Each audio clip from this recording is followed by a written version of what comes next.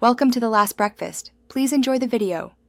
You start by preparing both devices. Enable your phone's mobile hotspot and record the SSID and password so you don't waste time.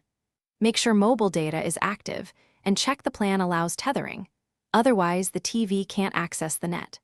Once done, plug the TV into power and keep the phone nearby to maintain signal strength. Also, reduce phone sleep time so the hotspot stays on. This prevents disconnects while you move to the next step. Now you configure the TV's Wi-Fi. Open Settings, go to Network and choose Wireless Setup. Select the mobile hotspot SSID you recorded, then enter the password exactly as shown on your phone. Small typos are common. If your phone offers 5 GHz and the TV supports it, pick 5 GHz to reduce interference and improve speed. Once the TV connects, run the network test if available, so you confirm internet access.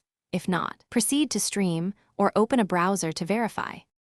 Finish by launching a streaming app or the TV browser to test playback. Choose a short clip at 720p to verify bandwidth quickly. If the picture stutters, make sure other devices aren't using the mobile data and switch the phone to a stable location with clear signal. Once satisfied, consider setting the hotspot to a visible but secure name and enable a strong password.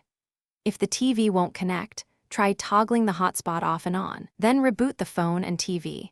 This simple reboot often resolves handshake errors.